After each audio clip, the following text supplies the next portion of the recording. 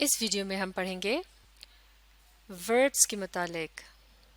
جب انگلش میں بات کی جاتی ہے یا اسے لکھا جاتا ہے تو اس میں مختلف قسم کے الفاظ کا استعمال کیا جاتا ہے۔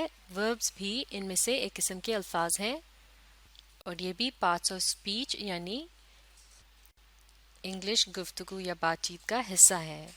چلیے اب مل کر پڑھتے ہیں اور دیکھتے ہیں کہ انگلش میں بات چیت کرنے کے لیے یا پھر کسی بات کو لکھنے کے لیے وربس کس طرح سے ہماری مدد کرتے ہیں اور ان کا کیا کام ہوتا ہے۔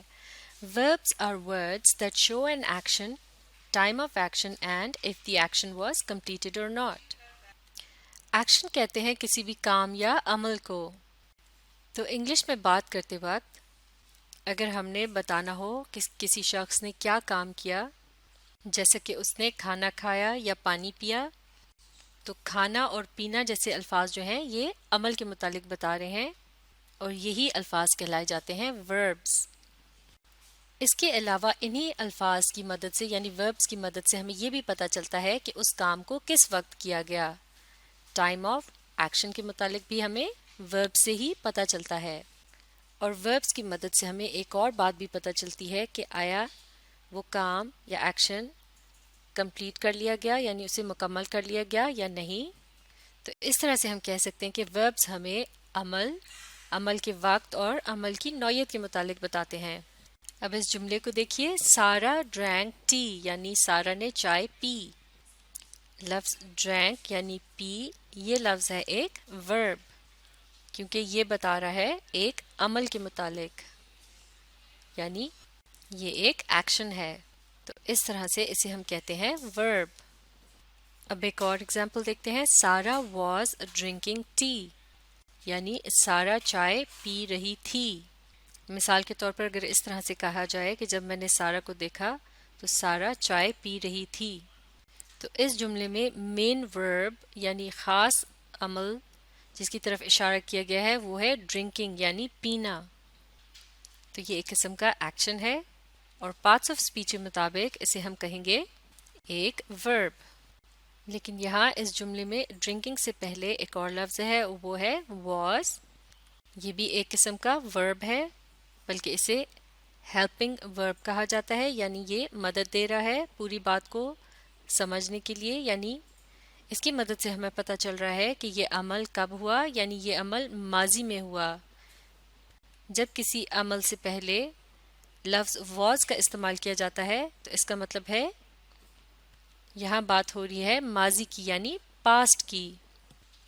تو جیسا کہ ہم نے ورب کی ڈیفینیشن میں پڑھا تھا کہ یہ نہ صرف ایکشن کے متعلق بتاتا ہے بلکہ ٹائم آف ایکشن کے متعلق بھی بتاتا ہے یعنی کس وقت اس عمل کو کیا گیا۔ تو چونکہ واز کے لفظ کی مدد سے پتہ چل رہا ہے کہ یہ عمل گزشتہ زمانے میں یعنی پاسٹ میں کیا گیا یا پھر ماضی میں، تو اس طرح سے یہ لفظ بھی ایک قسم کا ورب ہے۔ اس کے علاوہ اگر ہم لفظ ڈرنکنگ پر غور کریں تو یہ لفظ ڈرنک سے بنتا ہے جس کے آخر میں لیٹرز آئی، این اور جی کا اضافہ کیا گیا ہے، تو یہ بن گیا ہے ڈرنکنگ۔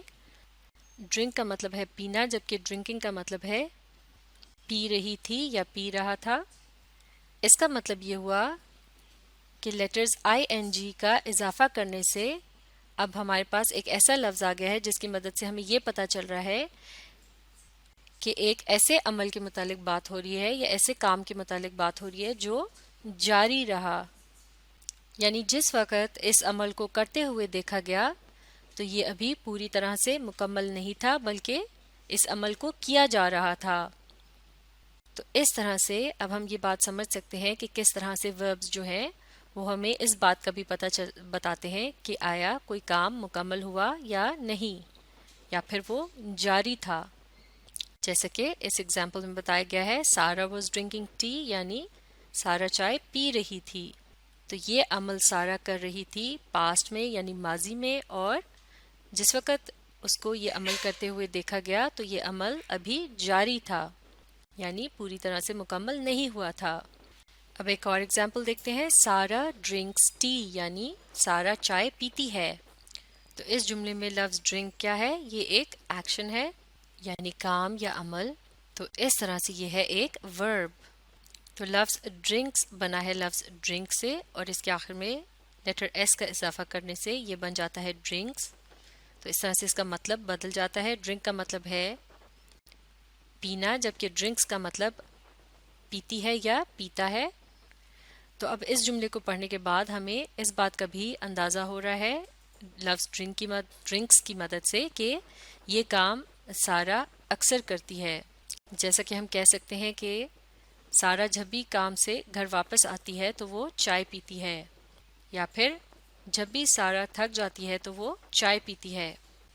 اور اگر سارا آپ کے سامنے موجود ہو اور وہ اس وقت چائے پی رہی ہو تو آپ کہیں گے سارا از ڈرنکنگ ٹی، یعنی سارا چائے پی رہی ہے.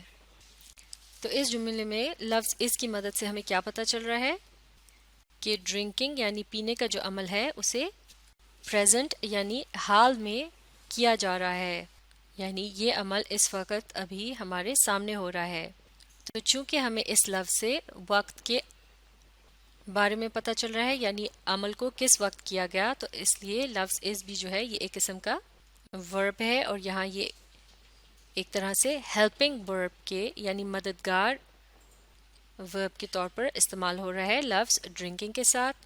ڈرنکنگ کا مطلب ہے پی رہی، اور یہاں از کا مطلب ہے. سارا از ڈرنکنگ ٹی یعنی سارا چائے پی رہی ہے.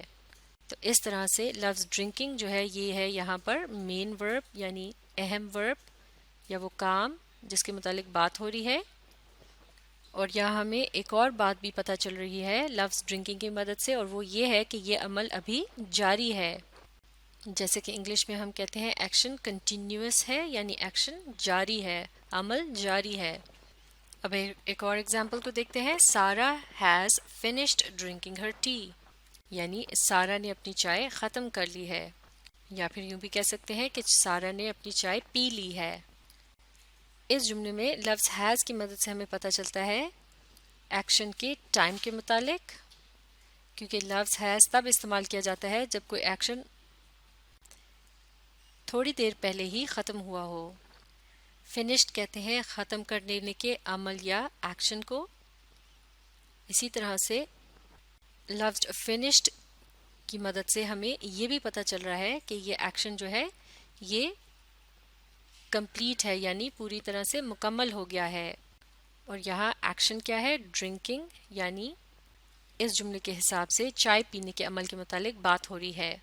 تو وہ الفاظ جو وقت کے متعلق بتاتے ہیں اور یہ بھی بتاتے ہیں کہ ایکشن پوری طرح سے مکمل ہوا یا نہیں، اور وہ کسی عمل یا کام کو بیان کرتے ہیں، تو یہ تمام الفاظ کہلائے جاتے ہیں وربس.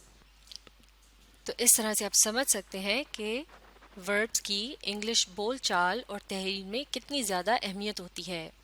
تو اب آپ وربس کے متعلق اچھی طرح سے سمجھنے کے لیے اس ویڈیو کو ری پلے کیجیے اور اس کے ساتھ ساتھ پڑھنے اور سمجھنے کی کوشش جاری رکھیے.